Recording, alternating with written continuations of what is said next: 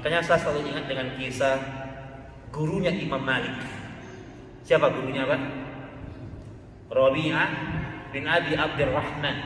Rabi'ah bin Abi Abdurrahman. Ini gurunya Imam Malik. Ulama besar. Dia mengajarkan ilmu dan dia terus belajar. Jadi orang kalau dia udah alim, jadi ulama, jadi ustad, dia jangan hanya kerjanya jangan hanya menyampaikan ilmu, tapi dia juga harus terus belajar. Ini dicontohkan para ulama salaf terdahulu. Ketika Rabi'ah ini dia mau belajar dia, ya, ternyata dia nggak punya ongkos, Pak, nggak punya duit, nggak punya fulus. Dia mau belajar nggak ada fulus. Ya. Apa yang dia lakukan? Dia katakan ba'a qasaba saqfi baiti li talabil ilmi. Mau berangkat nuntut ilmu, nggak punya duit, dia naik rumahnya, dia copotin genteng rumahnya. Dia jual genteng rumahnya. Dalam rangka untuk apa? Dalam rangka untuk ongkos menuntut ilmu. Antum kesini nggak ada ya, Pak, yang jual genteng? Nggak ada ya. Ulama begitu, Pak. Dan nggak ada ulama dahulu yang manfaatin murid-muridnya. Dia nggak pernah ngeluh tuh, murid-muridku bantu aku dong, nggak ada. Ya. Kadang ada ustaz sekarang makin terkenal, makin manfaatin jemaah. Kan banyak tuh kasus sekarang tuh. Ya, ada kadang-kadang ada kasus gitu di beberapa kondisi gitu kan. Kadang ada dakwah yang berkedok sedekah gitu. Ya, ada jemaahnya ditipu sana sini, kan banyak sekarang kejadian begitu. Nah, gitu, masya Allah. Ya, ini bukan apa? Ini ulama yang merusak ini. Makanya kata Nabi kita di akhir zaman nanti itu ada ulama asyuk, ulama yang jahat. Ya, dia jadikan dakwah ini dia jadikan untuk merusak agama ini.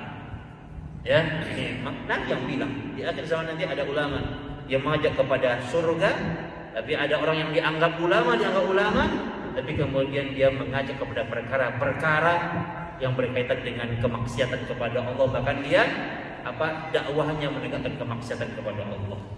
Nah, kita harus berhati-hati ya. Makanya sebenarnya dalam agama kita itu sudah lengkap, Pak, ya. Ya, ukuran orang dikatakan alim minal ulama itu, ya sebenarnya kan ukurannya itu kan bukan simbol-simbol tertentu. Apa kata Imam Ahmad di kitab Musnadnya ketika beliau mendefinisikan ulama?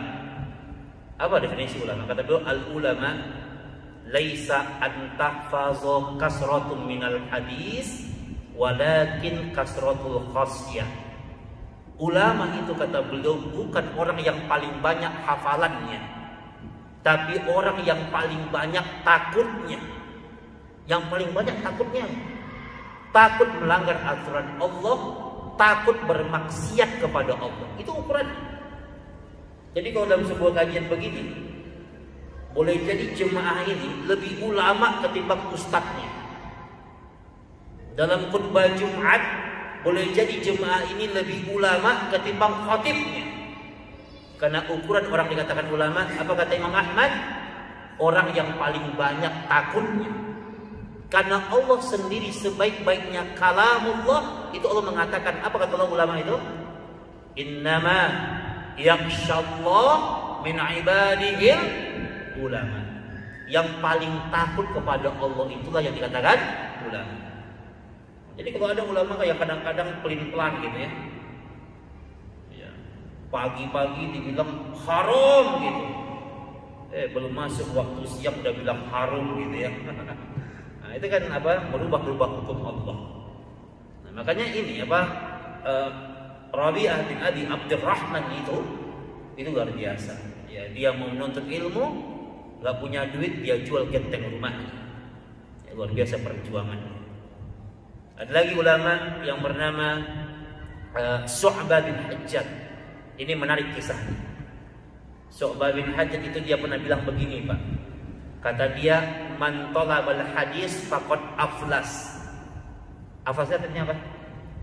Bangkrut. Kata dia, di zaman kami dulu, kalau kami belajar ilmu agama, itu kami bangkrut. Apa maksudnya? Jadi kalau orang dulu belajar ilmu agama itu mereka pakai modal gitu. Dulu kan belum ada beasiswa Pak. Apa aja mereka jual gitu. Sampai dia berkatakan apa kata dia? Bi'atu tista ummi bisab'ati dananir li talabil adil. Dia bilang saya menjual baskom. Dijual baskom ibunya dengan harga 7 dinar. Dikumpulin semua baskomnya, dia jual dengan harga 7 dinar dalam rangka untuk menuntut ilmu syar'i. Jual baskom Pak. Bapak jangan sampai jual panci Pak ya ke sini. Tadi cari sama istri gitu kan. Ini perjuangan ulama ada. Ada ulama namanya Al-Imam Ibnu Rahawai. Ini ulama besar yang hidup di dua zaman ulama madhab. Jadi dia hidup di zamannya Imam Syafi'i, dia juga hidup di zamannya Imam Ahmad, ulama besar. Dan Ibnu Rahawai ini dia rela menikahi seorang janda. Ini bapak kalau udah ngomong janda jadi nggak ngantuk nih ya. Dia ya Pak Bagio ya. Jadi dia rela menikahi seorang janda karena janda itu mendapatkan warisan lengkap buku Imam Syafi'i. Masya Allah. Jadi janda ini dia punya suami, suaminya ini murid Imam Syafi'i. Dan suaminya ini senang mengoleksi kitab-kitab Imam Syafi'i. Dan kemudian suaminya ini meninggal dunia. Dan kemudian Al-Imam Ibnu Rahawai menikahi wanita ini tentu niatnya karena Allah. Ya, tentu dia menikahi wanita ini karena agamanya. Ya, kalau bab itu udah tuntas. Tapi niat lainnya itu karena dia tertarik ingin memiliki warisan kitab Imam Syafi'i. Kan kalau dia menikahi wanita itu berarti kan bukunya bisa dia nikmati karena Imam Syafi'i. Nah ini yang kita maksud bahwasanya apa? Ini adalah jalan ketaatan. Kenapa itu mereka lakukan? Ya karena kita harus ingat ya bahwa kesungguhan itulah yang akan menuntun kita kepada jalan dan kebaikan yang Allah ridhoi. Ya, yang Allah ridhoi. Maka kalau hari ini kemudian kita berkorban untuk kemudian kita hidup sejenak menuntut ilmu, mudah-mudahan ini menjadi sebuah jalan apa? Jalan kemuliaan, ya, yang akan mengantarkan kita kepada ketaatan, dan ketaatan itu mengantarkan kita kepada surga Allah Subhanahu wa taala. Ya, memang saya sering sampaikan, ya, memang apa? Kemuliaan itu dia butuh pengorbanan. Karena jalan surga itu adalah jalan yang membutuhkan pengorbanan. Makanya Allah kan nyuruh kita untuk kita apa? Bangun di malam hari. Allah nyuruh kita untuk kita menjauhkan lambung kita dari tempat tidur kita. Ya, di surat As-Sajdah ayat 16. Allah katakan tatajafa junubuhum 'anil madaji'. Ya, Allah jauhkan apa? Jauhkan lambung-lambung kalian dari tempat tidur kalian. Allah nyuruh kita untuk kita berpuasa sunnah. Berpuasa sunnah. Berlapar-lapar di siang hari. Saya pernah sampaikan sebuah hadis sahih yang mulia yang diriwayatkan dalam kitab Sunan Al-Imam Ibnu Majah, disahihkan oleh Imam Al-Hakim. Ya, hadis ini juga disepakati kesahihannya oleh Imam Al-Zahabi. Ketika Nabi itu pernah menjumpai seseorang dan orang itu makannya kekenyangan dan dia bersendawa berkali-kali, makannya kekenyangan, bersendawa berkali-kali. Jadi kalau makan kenyang boleh, antum makan kenyang boleh. Tapi ini orang ini dia makannya kekenyangan dan bersendawa berkali-kali di hadapan Nabi. Dimarahin sama Nabi, kata Nabi kuf'an, menjauh dari kami, kata Nabi. Dan Nabi katakan inna aktsarahum sib'an fid dunya wa atwalahum ju'an yaumal qiyamah. Kata Nabi sesungguhnya orang yang sering kekenyangan di dunia akan menjadi orang yang paling lapar di akhirat. Paling lapar di akhirat. Nah, ini kan artinya kita disuruh untuk berlapar-lapar di dunia agar kemudian kita merasakan surga yang sesungguhnya di akhirat.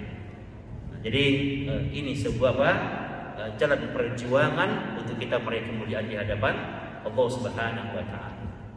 Yang keempat kata Imam As-Sa'di, harus kita tanya jawab, kata beliau yaitu wal bukhuru kal bukhuril bukhar.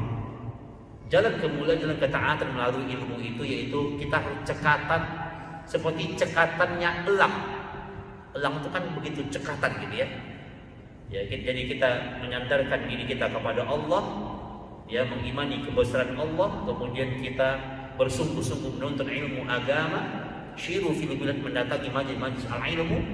Kemudian yang ketiga yaitu kita sabar, seperti sabarnya benda mati. Yang keempat, kata para ulama, kita cekatan. Jadi kata cekatan apa ya? Bergerak cepat dan tepat gitu. Gesit, ya, insyaallah. Dulu ketika terjadi perang Badar itu, ada seorang sahabat ingin menikmati kurma.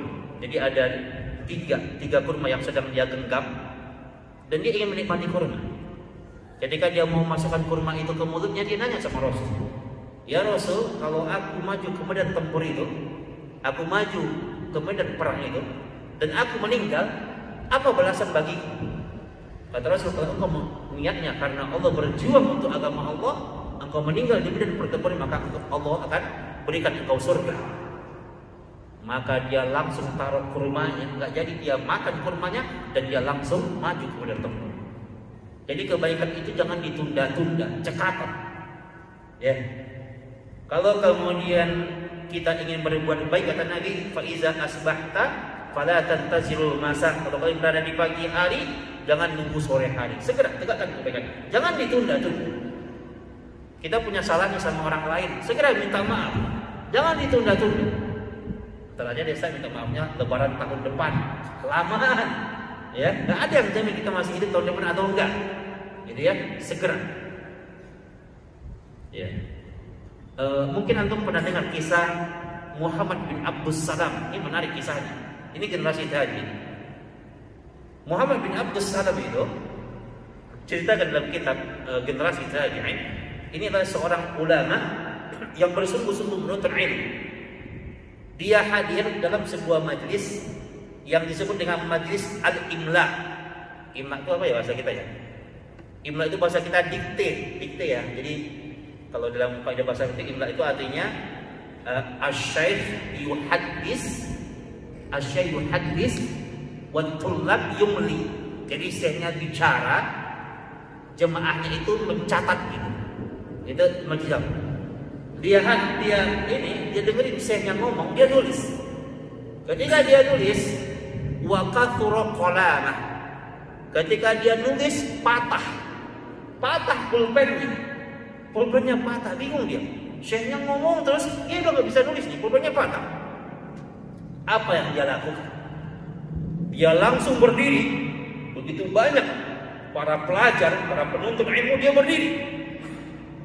Dan dia katakan, kata dia, qalaman bidinar. Dia bilang, siapa yang mau menjual pulpennya dengan harga 1 dinar. Ini dinar murni ya, dinar dengan emas murni. Kan kalau dinar dengan emas murni itu kan 4,25 gram. Ya, 1 gram sekarang berapa harga emas sekarang? Anggaplah 1 juta gitu ya. Berarti pulpennya, siapa yang mau ngasih pulpen, dia harganya sama dia 4 juta gitu ya. Pulpen yang mana tuh begitu. Akhirnya yang lainnya pada lemparin pulpennya. Gitu. Pada lemparin pulpennya gitu. Itu bukti para ulama itu, bagi mereka itu rela menghambur-hamburkan duit demi menuntut ilmu. Enggak berharga dunia ini bagi mereka. Demi kemuliaan ilmu. Gitu ya. Karena ingat Nabi kita sallallahu alaihi wasallam ya, dan para sahabat radhiyallahu taala anhum ajma'in, dan ulama telah menjadikan bahwa majlis ilmu adalah majlis yang mulia, dan tidak ada kemuliaan ya yang mereka contohkan di antaranya dengan jalan kita duduk di majlis ini. Alhamdulillah ini majlis yang mulia.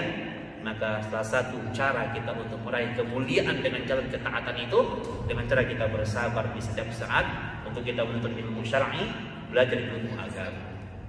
Baik, ini banyak yang ini baru satu poin sebenarnya ya, tentang tema kita tidak ada kemuliaan tanpa ketaatan.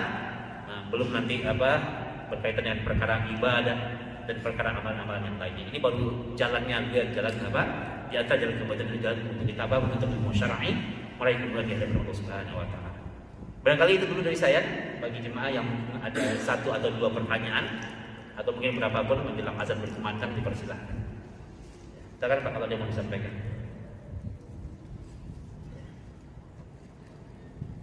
Ayah, betul. Nah, alhamdulillah. Siapa? Assalamualaikum warahmatullahi wabarakatuh. Waalaikumsalam warahmatullahi wabarakatuh. Terima kasih Pak. Bagi saya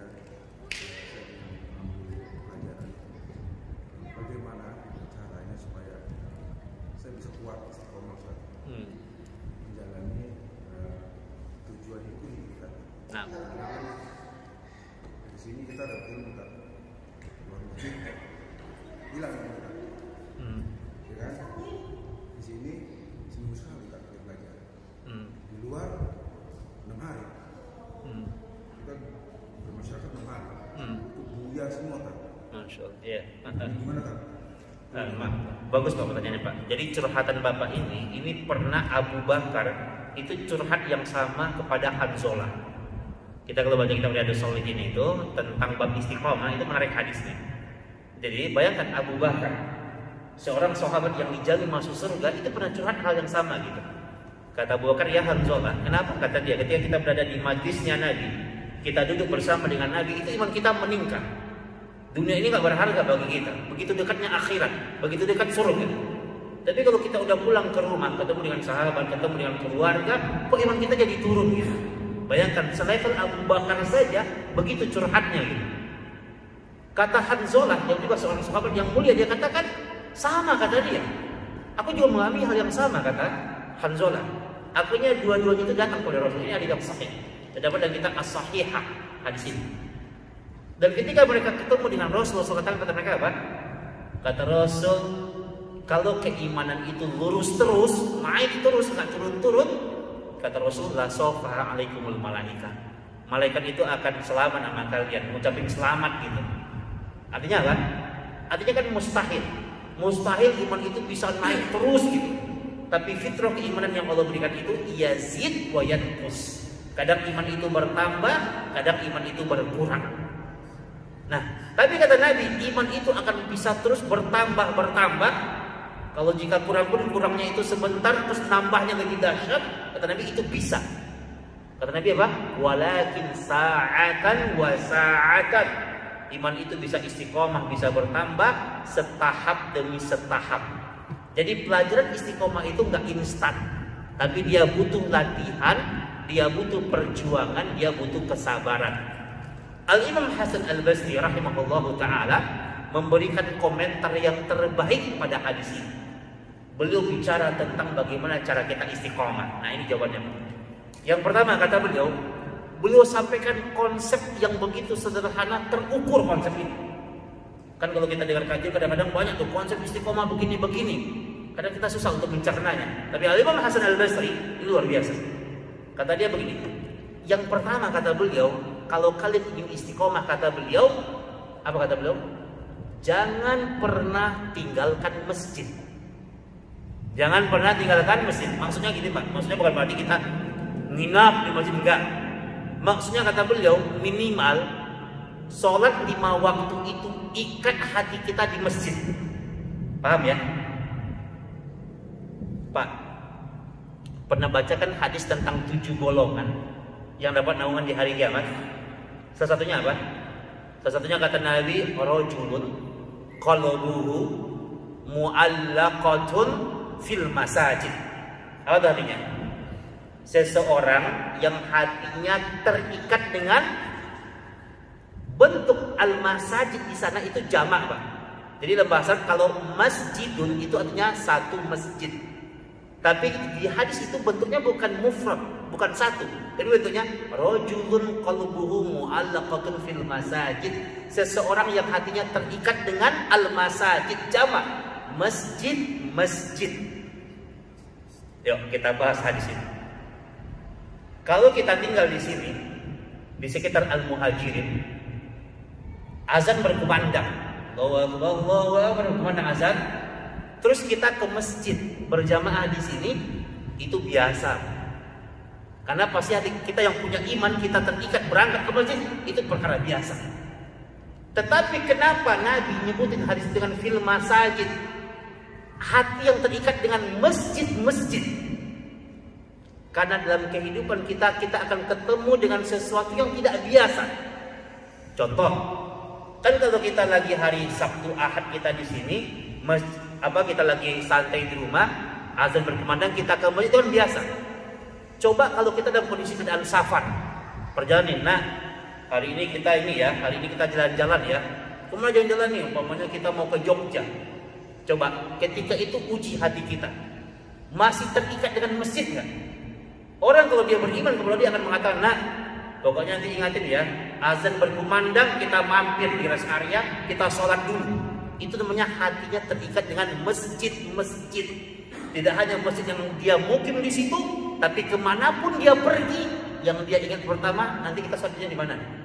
Nanti kita berjamaah di mana nanti kita? Nanti kita mau mampir di masjid mana? Dia udah nggak bicara, oh nanti kita makannya di mana? Nah, boleh begitu, gitu ya. Nanti kita mampirnya di restoran mana? Itu boleh. Tapi setelah sholat di masjid.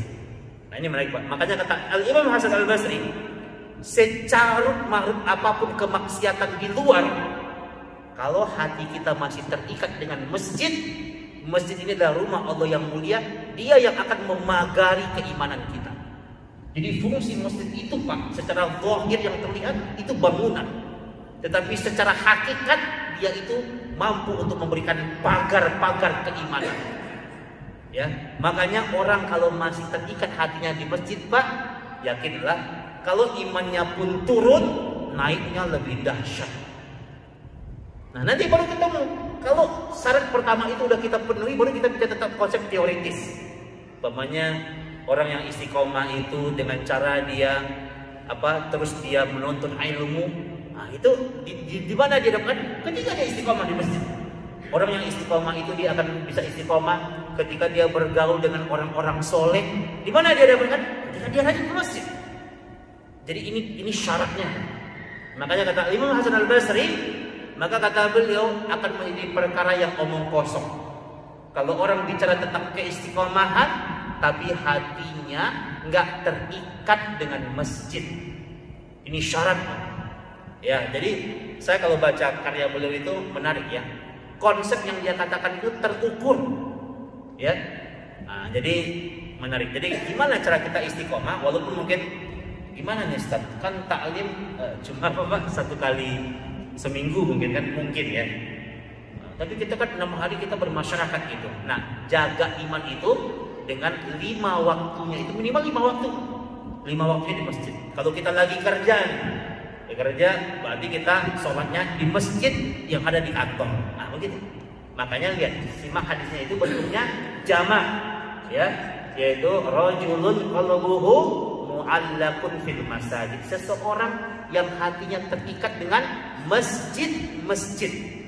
Nah, jadi kalau kita lagi safar kita akan kita yang ditanya sama bapaknya ini mau sholat di masjid mana, bukan mau makan di mana gitu. Makan mah gampang, panggilan alam. Panggilan alam tuh kalau lapar dia akan nyari jalan sendiri gitu ya. Tapi kalau orang nggak diingatkan di masjid, masya Allah.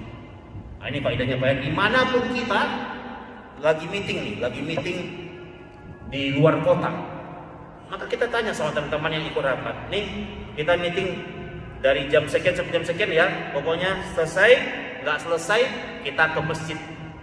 Obrolan apapun dalam aktivitasnya yang dia ikat hatinya dengan masjid. Makanya kan luar biasa janji Allah itu, orang yang begini dinaungi di hari kiamat dan nanti kemudian dia akan istiqomah dalam kebaikan. Betul Pak, iman itu naik turun. Jangankan iman kita, iman sahabat yang dijamin masuk surga saja imannya juga naik turun. Nah, tapi kita berharap kalau naiknya itu naik yang sangat signifikan, kalau turunnya nggak turun-turun banget gitu ya. Nah ini faedah. Dan satu hal yang paling terpenting ingin saya katakan ini, iman naik turun itu nggak berlaku pada perkara yang wajib. Saya ulangi, iman naik turun nggak berlaku pada perkara yang wajib. Jangan sampai nanti Pak, kenapa Pak? Kok Bapak sekarang udah nggak sholat berjamaah sih? Kan kemarin dengerin sama Ustaz iman naik turun nggak berlaku. Ya itu mengada-ngada itu. Tapi kalau dia punya selama ini dia biasanya punya baca Quran 1 juz 10 lembar. Karena imannya lagi turun, lagi sibuk, lagi banyak kerjaan, lagi banyak laporan, tiba-tiba dia cuma bisa baca Quran hari ini cuma 1 lembar yang biasanya 10 lembar. Nah, itu naik turun namanya. Jadi iman naik turun itu nggak berlaku pada perkara yang wajib, tapi dia akan dimaklumi pada perkara-perkara yang sunnah. Biasanya dia puasa sunnah Senin Kamis, tapi karena dia sibuk banyak kerjaan, minggu ini dia prek dulu puasa sunnahnya, itu baru berlaku. Jadi dia tidak berlaku pada perkara-perkara yang wajib. Nah, ini kaidah tentang iman. Nah, gimana cara kita mengawalnya, mengikatnya? Maka ikatkan hati kita dengan masjid. Banyak Pak teorinya ya. Bahkan saya pernah baca itu ada sekitar 184 cara untuk istiqomah dalam ibadah. 184. Tapi cara 184 itu akan batal semuanya kalau hati kita nggak terikat dengan masjid. Ya, jadi syarat mutlaknya yaitu qalbuhu mu'allaqun fil masajid. Hati kita terikat dengan rumah Allah Subhanahu wa taala. Nah, ya Pak ya. Bagus Pak pertanyaannya, memberikan faedah buat yang lainnya. Itu barangkali jemaah ya. Sama kalau ceramah ngomong berapapun kuat sih ya.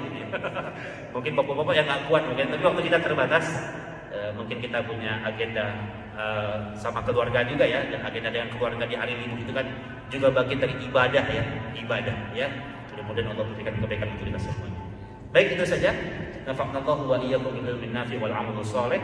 Wa sallallahu ala Muhammadin wa ala alihi wa sahbihi wasallam.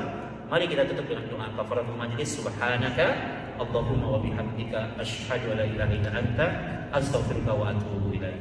Wa akhiru da'wana alhamdulillahi rabbil alamin.